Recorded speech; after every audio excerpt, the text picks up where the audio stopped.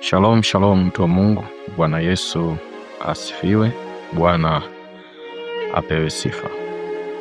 Kwenye nyakati ambazo tupo sasa hivi, maarifa ni mengi sana, na si kazi nyepesi kutafuta kweli, kumtafuta Mungu wa kweli, kutafuta njia ya kweli. Sio kitu chepesi, sio kitu chepesi. Na ukitaka kufanikiwa kwenye hilo eneo, kuna mambo mawili ya msingi sana.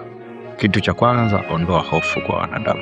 Usimwogope mwanadamu yoyote. Hii itakupa uhuru kwenye fikra, kwenye ufahamu wako. Hakuna mtu ambaye atatumia kinywa chake, tumia maneno ya, tumia ufahamu wake kukuteka nyara, hata kweli. Kwa sababu utakuwa na uwezo wa kusimamia kile ambacho unakiamini wewe kutoka moyoni. Hatuamini kwa hisia tu. Hapana, tunajifunza. Tunasoma maandiko matakatifu, tunasoma vitabu, tunasikiliza watu mbalimbali. Wengine tunakubaliana nao, wengine hatukubaliana nao. Usiwe mateka wa ufahamu fulani, maarifa fulani, kwa sababu maarifa na ufahamu unaweza ukakuteka nyara, ukawa mtumwa chini ya mtu fulani au taratibu fulani.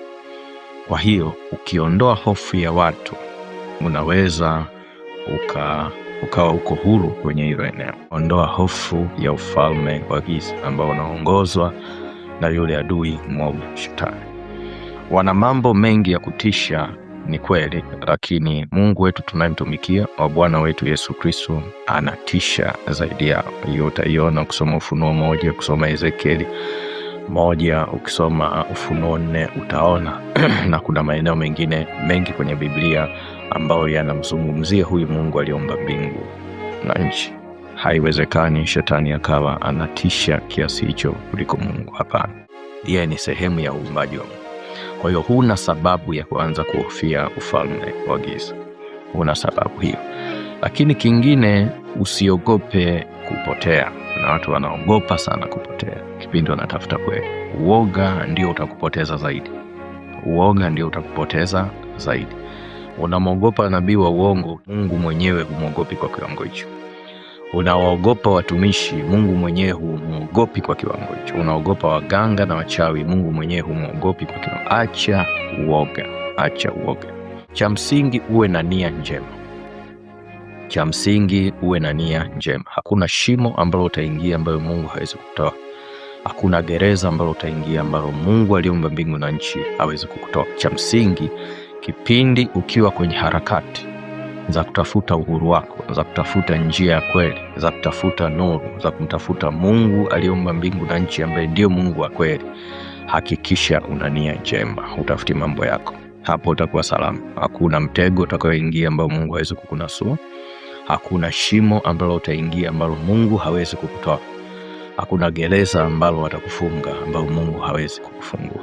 Kwa hiyo usiogope matangazo na advertisement za yule adui mwovu Shetani. Uwe huru kwenye hayo maeneo mawili. Kwanza, hofu kwa wanadamu.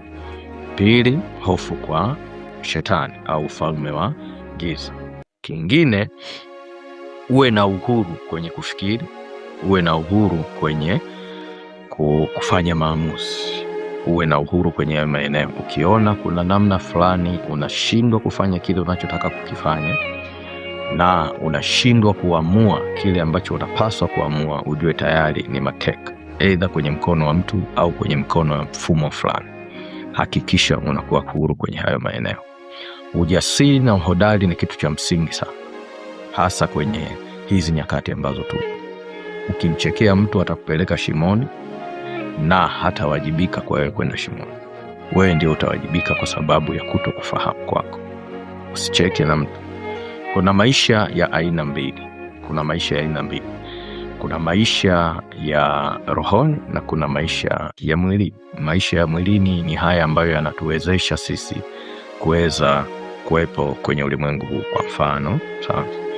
Ili kuweza kuwepo kwenye ulimwengu huu lazima uwe na chakula, lazima uvae, lazima uwe na sehemu ya kulala, lazima uweze kutoka sehemu moja kwenda nyingine, mambo ya usafiri. Lakini lazima uwe na mahusiano na watu, uweze kuhusiana na watu, lakini lazima ufuate sheria na taratibu za sehemu ambayo upo kimwili kabisa.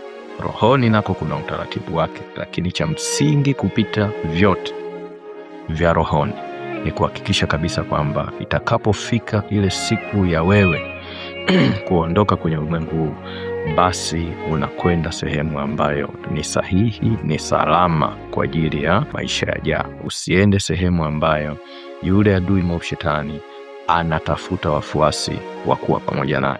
Usiende sehemu ambayo itakuwa na mateso, usiende sehemu ambayo haitakuwa na utulivu, kwa sababu maisha ya huko ni maisha ya umilele. Kwa hiyo usimwamini mtu yeyote, usimwamini mtu yeyote kwenye eneo la maisha yako ya kiroho. Wasikilize wote, waheshimu wote, lakini mwisho wa siku maamuzi ni ya kwako wewe mwenyewe, kwa sababu nafsi ni ya kwako, roho ni ya kwako, moyo ni wa kwako, mwili ni wa kwako, maisha ni ya kwako, na wewe ndio wa kuamua ni wapi utaenda baada ya maisha haya baada ya maisha haya ya ulimwengu huu, baada ya maisha ya ulimwengu huu. Wewe ndio wa kuamua, sio mtu. Usiache hayo maamuzi kwa mtu.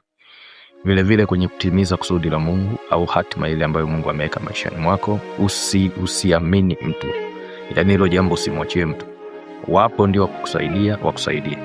Wapo wakukuvusha, wakukuvusha. Lakini inapofika kwenye eneo ambalo nini unasikia moyoni kukifanya, hakikisha unathamini dhamiri yako kuliko kitu kingine chochote.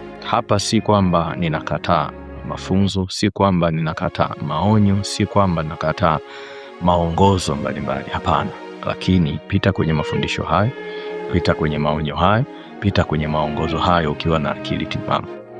Usibanwe kwenye maamuzi, usibanwe kwenye kitu chochote kile, kwa sababu maisha yako wewe ndio unawajibika na hayo maisha. Lakini ashukuriwe Mungu kwamba amani ya Kristo inatakiwa iamue kwenye mioyo yetu, lakini yupo Roho Mtakatifu ambaye anashuhudia ndani yetu. Lakini dhamiri ya mtu mara chache sana inadanganya. Ukiona unasita kwenye jambo, usiende. Ukiona unasita, una wasiwasi kwenye jambo, usiliende hilo jambo. Ukiona unakosa amani kwenye jambo, usiliende hilo. Haijalishi nani amesema. Kwa hiyo ni lazima kushughulika na maeneo hayo mawili. Ondoa hofu ya watu, ondoa vile vile hofu ya ufalme wa giza. Hapo utaweza kujifunza kwa uhuru, hapo utaweza kutafuta njia kwa uhuru. Usibanwe na mitazamo ya kidini, usibanwe na mitazamo ya watu. Angalia neno la Mungu linasema nini kuhusu kumtafuta yeye. Shalom, shalom tu wa Mungu. Mungu akutunze, Mungu akubariki. Amen.